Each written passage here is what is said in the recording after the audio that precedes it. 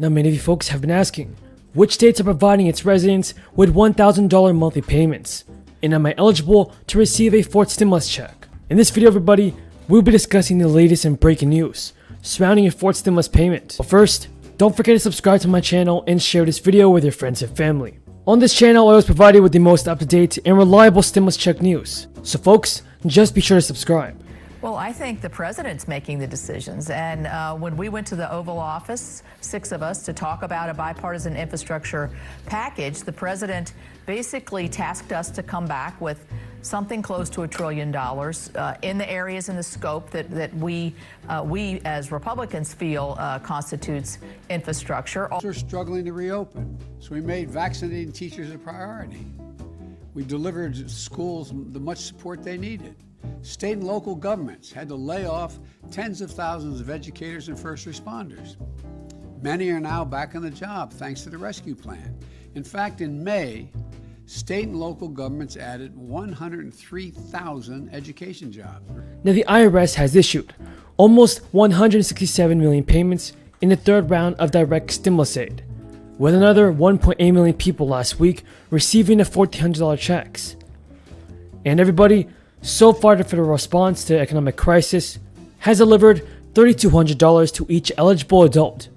And so that was $1,200 via the CARES Act in March 2020, $600 in the December relief measure, and $1,400 under the American Rescue Plan under President Biden. Now folks, according to a recent survey, despite that financial assistance, millions of Americans remain in financial distress, with about 4 in 10 people saying their income remains below its pre-crisis levels.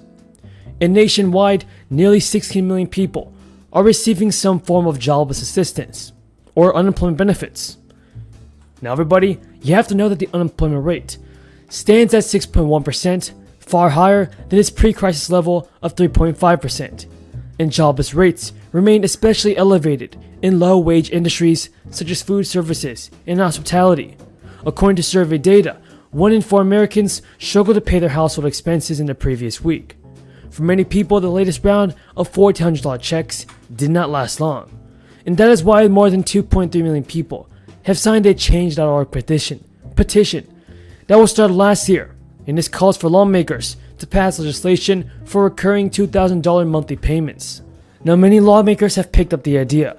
21 Democratic senators signed a letter to President Biden in support of recurring monthly stimulus payments, pointing out that the $1,400 payment being distributed by the IRS won't tide people over for long. But thanks to the president, millions of families will receive additional financial relief very soon, as Joe Biden commits to an expanded $3,000 child tax credit until 2025. Some believe that all these financial benefits signify a step forward towards universal basic income, and Biden's stimulus check bills, which upped the existing $2,000 credit to $3,000 and added a 4-year extension, is expected to lift an additional 4.1 million children out of poverty.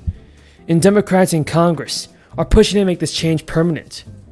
Despite steadfast opposition, folks, support is growing for dishing out guaranteed income payments to citizens regularly, even after the crisis ends, with multiple cities already testifying programs locally. A new guaranteed income program has just been announced in the United States, this time in the city of Los Angeles. In his proposed budget for the fiscal year 2021-2022, LA Mayor Eric Garcetti included a $24 million guaranteed basic income project that would see 2,000 families in the city receive an additional $1,000 per month for 1 year. And the program is one of the biggest of its kind in the United States. The details of the plan are still being finalized, but the mayor has confirmed that the payment would be truly unconditional, with participants in the program able to use the money however they please. There will be eligibility criteria, however. But folks, not everyone is on board with the idea of universal basic income. A research center found that 78% of Republicans oppose the federal government allocating $1,000 to each person, and 62% people were strongly opposed, but many do support a fourth stimulus check. Progressive leaders have touted the benefits of stimulus payments after a new report showed how they substantially reduce the number of hardships for Americans across the country. The New York Times reported on a study that showed multiple ways the lives of everyday Americans improved significantly after the passage of a $600 stimulus check in December, followed by another $1,400 direct payment in March. In the Twitter post, Representative Pramila Jayapal, the chair of the Congressional Progressive Caucus, stated, "Putting money in people's pockets work, and we can and we must continue to enact people-first policies and improve their lives. This is how we address the poverty crisis and generational trauma. If anything, survival checks proved what advocates have been saying and demanding." Now, Rashida Tlaib went on to tout the ABC Act, which she introduced earlier this year. In that proposal will provide recurring monthly payments of $2,000 to Americans. Jayapal said that the automatic boost to Communities Act would uplift unbanked and underbanked people whose cost of living has risen but their wages haven't. She said that folks need far more aid to pay their bills, purchase groceries, keep a roof over their heads, and other needs essential to maintaining a quality of life. The ABC Act is just that, designed to help people cushion these blows during and after this global health crisis. And some lawmakers want more Americans to receive a check from the next stimulus package.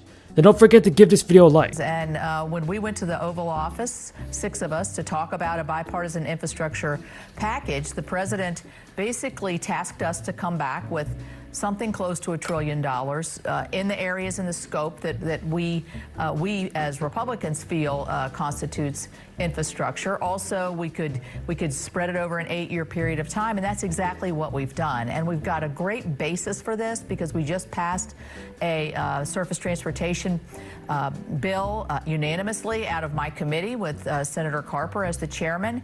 And so I think we're building those blocks towards a really good, solid infrastructure package that has bipartisan support. So we're responding to what the president has said. He told me on the phone just day before yesterday, let's get this done. And I think that means that his heart is in this. We have had some back and forth with the staff who've sort of pulled back a little bit, but I think we're smoothing out those edges.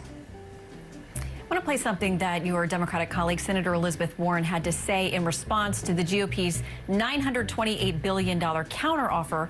Here's her take. I don't really think this is a serious counteroffer. We were in a crisis before the pandemic hit. It only got worse during the pandemic.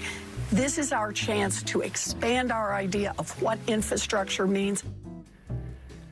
A couple of sticking points there, and one of them is the most basic, is about the understanding of what infrastructure is. Secretary Pete Buttigieg says it should be all-encompassing because if people can't work, they can't travel the roads, they can't use infrastructure. How do you guys define this? Can you get to some middle ground on that?